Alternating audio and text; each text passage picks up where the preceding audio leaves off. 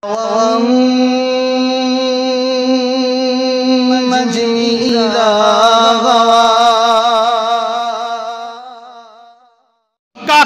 لیے نہیں، صرف اہل عرب کے لیے نہیں، صرف اہل عجم کے لیے نہیں، صرف مشرق والوں کے لیے نہیں، تنہا مغرب والوں کے لیے نہیں، بلکہ تمام جہانوں کے لیے رحمت بنا کے بھیجا ہے۔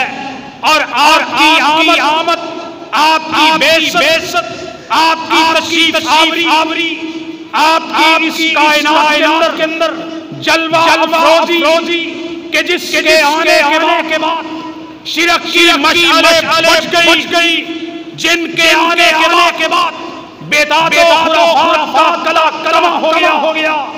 آپ کی آمد سے قبل لوگ کمزوروں پہ طاقتور ظلم کرتے تھے، بااقتدار لوگ اپنی تنا پہ دبائے ہوئے تھے، لات منات اور حبل کو الہ معبود سمجھ کے پوجا جاتا تھا، معصوم بچیوں کو زندہ دار کیا جاتا تھا، بیت اللہ الحرام کے اندر اس پاک جگہ میں 360 فٹ رکھ کر اس کو شرک کی نجاست سے پراگندہ کر دیا گیا تھا، دین ابراہیم کو مسح کیا جا چکا تھا، جناب اسماعیل کے آثار مٹتے تھے، لوگ مسیحی تلاش میں تھے،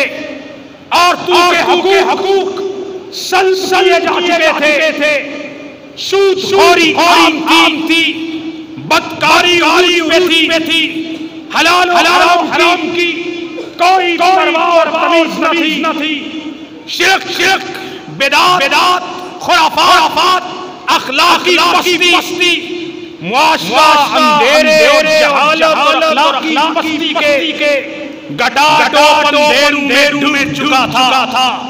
ایسے عالم میں آمینہ کے لال آئے، ایسے عالم میں خاتم النبیین آئے، ایسے عالم میں جناب عبداللہ کے دلارے آئے، ایسے عالم میں خدیجہ کے سرتاج آئے، کوہ صفا پہ چڑھے، صحیح بخاری کی حدیث ہے، یا سواہا، سارے اہل جمع تھے، بڑے بھی تھے، چھوٹے بھی تھے، قریش کے سردار بھی تھے۔ پوچھا آپ نے ہمیں سما کی پہاڑی پہ کیوں دعوت دی ہے؟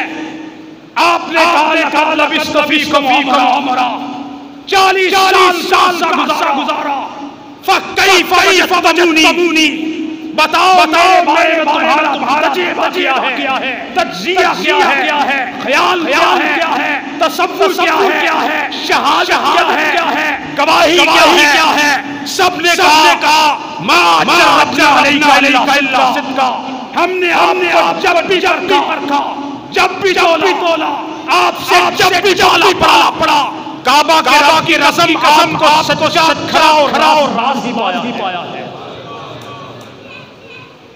میرے پیارے محبوب نے اپنی دعوت کا آغاز کیا، کہا قولوا لا الہ الا اللہ تفلحوا، اس بات کا اقرار کر لو کہ اللہ کے علاوہ کوئی عبادت کے لائق نہیں ہے، اللہ کے علاوہ کوئی معبود برحق نہیں ہے، اللہ کے علاوہ کوئی سجدے کے لائق، قیام کے لائق، رکوع کے لائق، نظر کے لائق، نیاز کے لائق، چڑھاوے کے لائق، استعانت کے لائق، استعاذہ کے لائق، استسقاء کے لائق، ما فوق الاسباب، ہر طرح کی امداد و استمداد کے لائق اللہ کے سوا کوئی نہیں ہے۔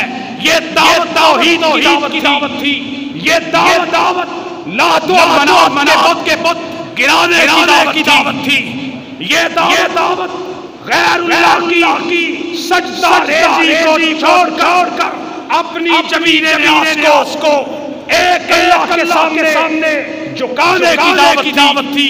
وہ بجلی کا کڑکاتا یا سوتے ہادی عرب کی زمین جس نے ساری ہلا دی. ایک زلزلہ برپا ہو گیا. کبھی تاری تھی جو صدیوں سے شرک کے اندر لات چلے آ رہے تھے. ان میں سے ایک وقت اٹھا. ابو لہب کا نام تھا. اس نے کہا تب اللہ یا محمد علیہ جماعتنا. آپ کو گالی دی, برا کہا. آپ نے ہمیں اس دعوت کے لیے جمع کیا ہے کہ ساری سرکاریں چھوڑ کر ایک اللہ کا در تھام لو.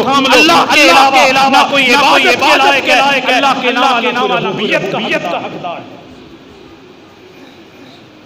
اس دعوت کی پاداش میں سیرت النبی صلی اللہ علیہ وسلم کے اندر پہلی اور بنیادی دعوت کی دعوت ہے. پھر اس توحید کی دعوت کی پاداش میں آپ بیت اللہ کے مکہ شریف میں سجدے کی حالت کے اندر آپ اللہ کے ساتھ مناجات کر رہے. آپ کے جسد اختر پر گندی جیلی اوجڑی جاتی ہے. آپ علیہ السلام کی بیٹیوں کو طلاق دلوائی جاتی ہے. آپ کے بلال کو تپتے صحراؤ گھسیٹا جاتا ہے. آپ کے حبیب عرد کے جسد اختر پہ کوئلے رکھ کے بجھا دیے جاتے ہیں.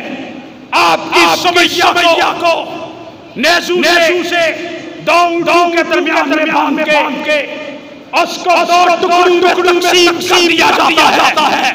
سیدہ نیلا ان کی آنکھوں میں جلتی ہوئی لوہے کی گرم سرائیاں ڈال کے توحید کے جرم کی پاداش میں سیدہ نیلا کی آنکھوں کے نور کو بجھا دیا جاتا ہے.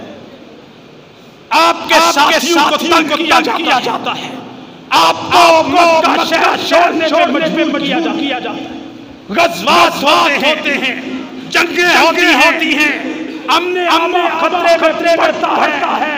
میرے پیغمبر کریم صلی اللہ علیہ وسلم اور آپ کے صحاب آپ علیہ السلام کے ساتھ گھر بار بھی چھوڑا, رشتہ داریاں بھی چھوڑی, علاقہ بھی چھوڑا, مکہ بھی چھوڑا, زخم بھی برداشت کیے, کئیوں نے شہادتیں بھی پیش کی, مال بھی قربان کیا, بچے بھی چھوڑے. اگر آج نہیں آنے دی تو عقیدہ توحید پہ آج نہیں آنے کا نام ہے سیرت النبی صلی اللہ علیہ وسلم. اب میں آپ کے سامنے منظوم کلام کے لیے دعوت دیتا ہوں. ہمارے بہت ہی معروف شاعر اسلام محترم جناب خالدی صاحب کے سامنے تشریف لاتے ہیں اور آپ کے سامنے منظوم کلام پیش کرتے ہیں.